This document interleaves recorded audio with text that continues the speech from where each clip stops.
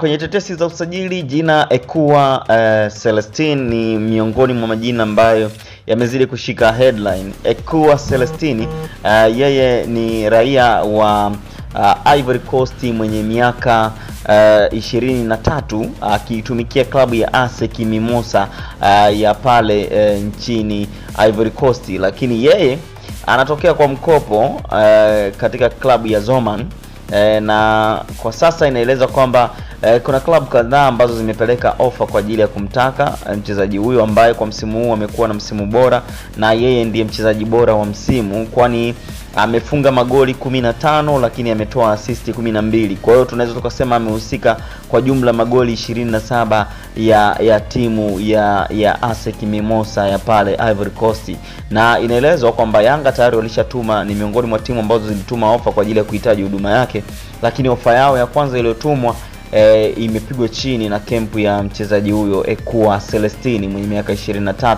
Ofa imekataliwa, lakini inaelezwa kuwa kinara mwingine ambaye anatuma ofa ni pamoja na Al Hilal. Klabu ya Al Hilal wenyewe wameshafikia kwenye masuala mazima ya makubaliano, lakini baada ya mazungumzo pati hizo ama pande hizo mbili zitaweza kuwasiliana kwenye swala zima la ofa.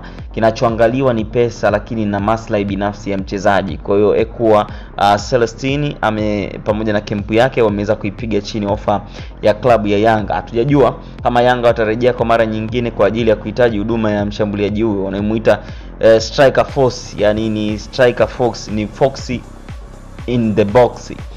Mwamba kweli kweli huyu.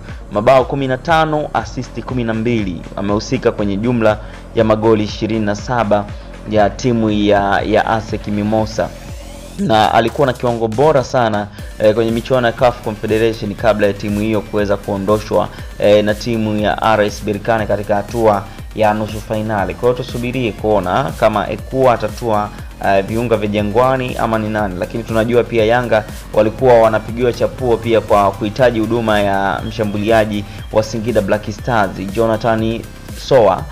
Sasa hatujijua wanataka walete washambuliaji wawili kwa pamoja ama wanataka walete mshambuliaji mmoja miongoni mwa hao wawili, lakini tunajua kwamba Yanga mwishoni mwa msimu huu watakwenda kuachana rasmi na mshambuliaji wao raia wa Zambia Kennedy Musonda. Baada ya mkataba wake kuweza kutamatika wanakwenda kuachana naye. Kwa hiyo kwenye safu yao ya ushambuliaji atakuwa amesalia ni Prince Mpumalele Dube, lakini vile vile atakuwa amesalia Prince Mpumalele Dube kwa sababu msimu ulipoanza walikuwa na Prince Dube, lakini walikuwa na Jean Otos Baleke, walikuwa na Clement Mzize, lakini vile vile na Kennedy Musonda katika eneo la striking, tunasema namba 9 wale.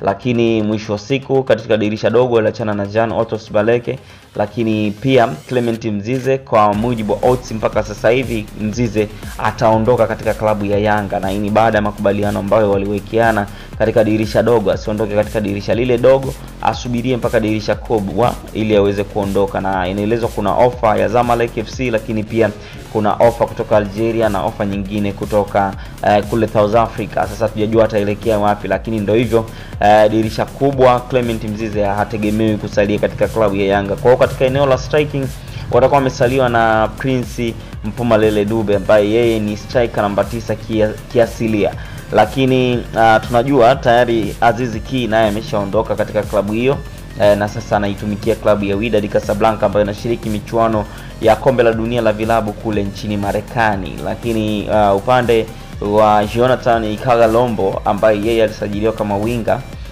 na yeye inaelezwa kwamba performance ijaridhisha benchi la ufundi na wanatarajia kuachana naye kumfungasha virago aidha kwa mkopo au kuondoka mazima, lakini hawajaridhishwa na kile ambacho amekionyesha tofauti na vile ambavyo walikuwa wakitarajia.